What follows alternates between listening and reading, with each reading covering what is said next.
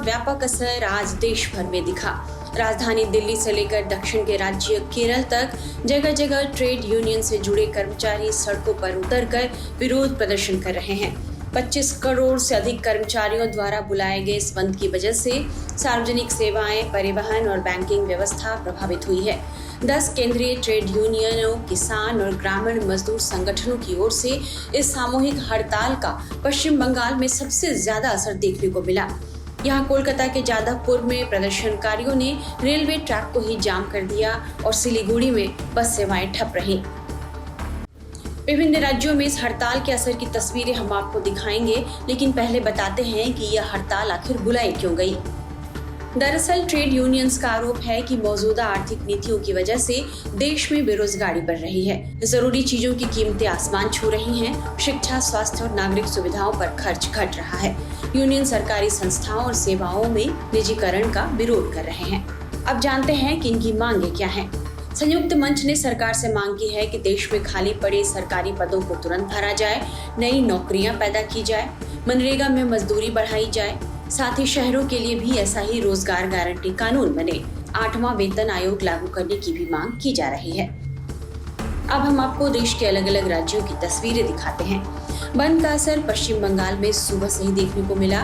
कोलकाता और सिलीगुड़ी समेत पश्चिम बंगाल के कई हिस्सों में भारत बंद को लेकर वामपंथी संगठनों और ट्रेड यूनियनों ने जोरदार प्रदर्शन किया।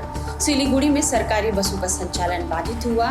कोलकाता के जादवपुर में प्रदर्शनकारियों ने पैदल मार्च निकाला और रेलवे स्टेशन के अंदर जाकर ट्रैक जाम कर दिया। पप्पू, हम कुछ नहीं जानते सर।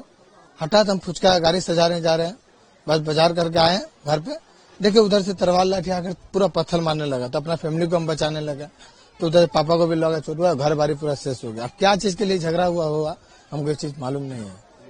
बस अभी पुलिस के मौके में पहुंचे? हाँ, पुलिस मौका में आया है। अभी परिस्थिति क्या है? हाँ, अभी परिस्थिति अभी भी उधर हल्ला चिल्ला अभी तक उधर हो रहा है, तानातानी हो रहा है। अब किस लिए हुआ इस चीज का मैटर हमको मालूम नहीं है, क्यों हम तो अभी अपना दुकान से मेरा फुर्सत नहीं है। वहीं कोलकाता शहर में प्रदर्शनकारियों ने टायर जलाए और पुलिस के साथ उनकी जबरदस्त झड़प भी हुई। लोगों ने आरोप लगाया कि पुलिस कर्मियों ने लोगों को पीटा है और कई प्रदर्शनकारी बेहोश हो गए। तृणमूल दलाल का देखिए, दलाल का पुलिस देखिए, कैसे कैसे लड़कियों को मार रहे, देखिए दलाल जो एक्शन है।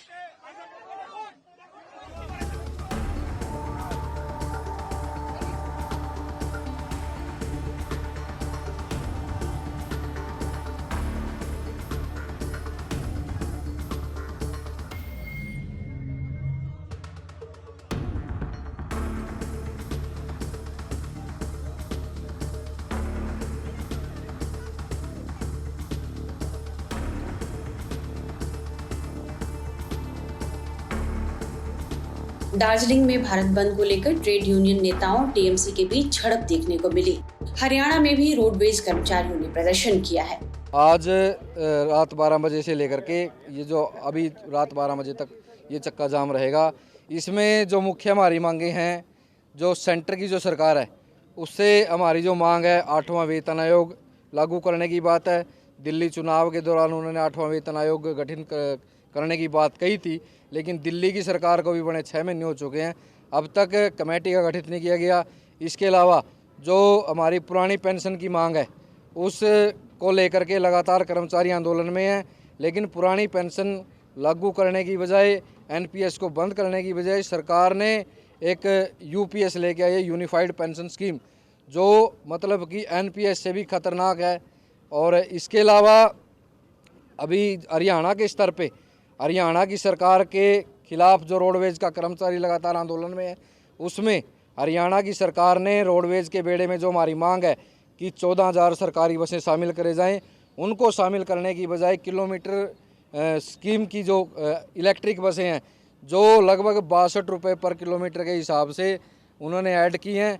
इसमें हमारी ये मांग है कि जो इलेक्ट्रिक बसें हैं इतनी महंगी जो विभाग को लगातार घाटे में बेचने का काम कर रही हैं, उनको रोडवेज के बेड़े में शामिल करी जाए। भारत बंद का असर गुवाहाटी में भी देखने को मिला। आज तो सारा भारत में हड़ताल मनाया जा रहा है।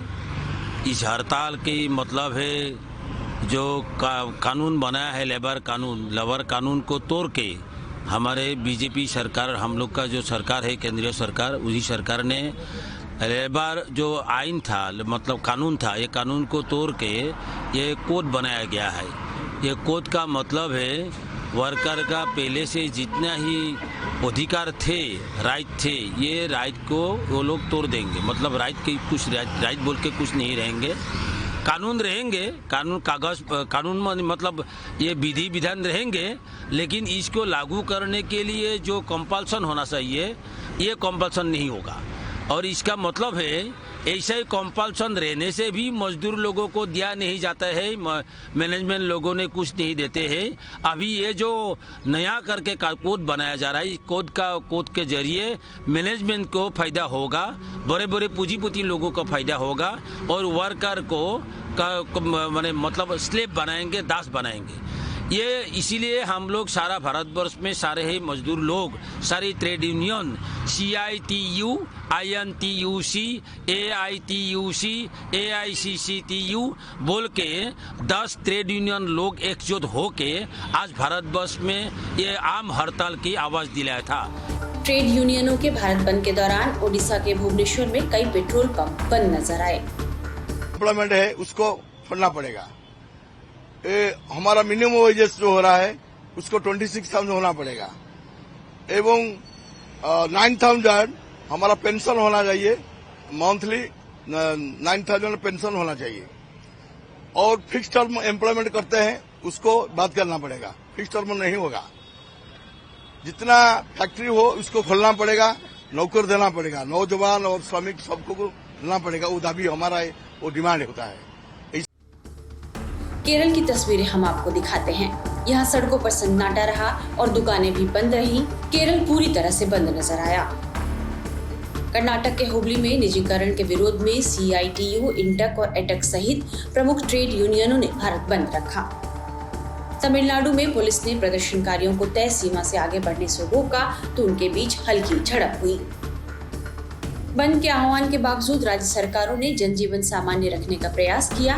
कुछ राज्यों को छोड़कर लोगों के रोजमर्रा के कामकाज पर इसका आंशिक असर देखने को मिला।